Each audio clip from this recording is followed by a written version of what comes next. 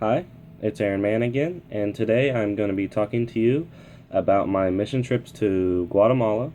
If you do not know where Guatemala is, it is right below Mexico. Now let's get into it.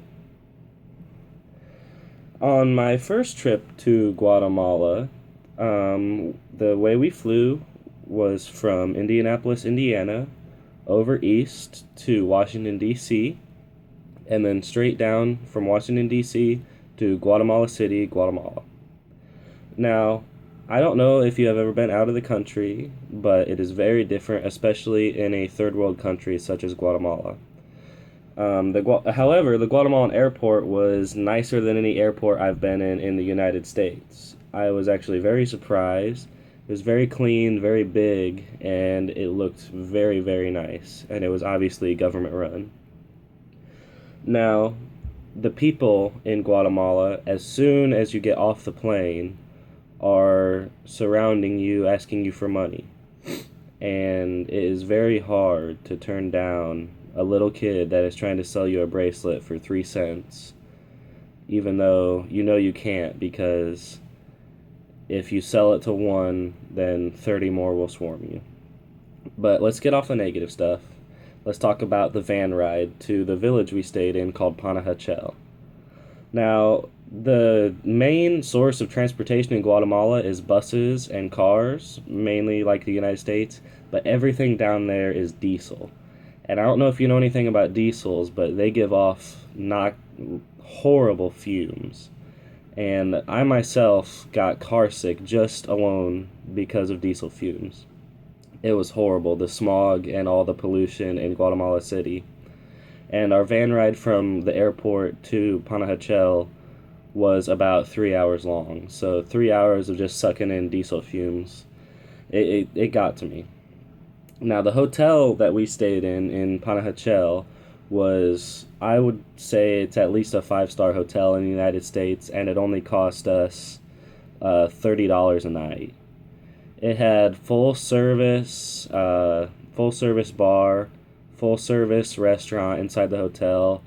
It had a view of the lake around Panajachel, and if you have time to look up Panajachel, you should. It's Panajachel. It's a beautiful, beautiful village, and I would love to live there. It would be awesome. Now, we stayed in the hotel, and I told you this was a mission trip, so every day we would take a van ride to the work site we worked at, and our work site was a elementary school in one of the villages up the mountain. And the problem with this village is half the time, half of the village would have water, but then they would shut it off and give the other half of the village water as to save water and make sure everybody has some. But the water that they were drinking was not the cleanest. It's a third world country, so you know it can't be the cleanest. And what we were building for them was a potable water system for the elementary school. And it is a 24 faucet sink, basically, that they can wash their hands and drink out of. And that's what we were doing for them. Um, the village we were in was amazing. There was a northern part of the village and a southern part of the village. I cannot recall the name of the village, I'm sorry, but it was amazing. The people you meet there are all friendly despite the circumstances that they live in.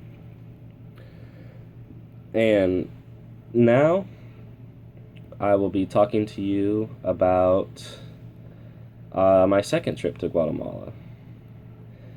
Same deal, plane ride in the Guatemalan airport. Same van ride, same noxious diesel fumes.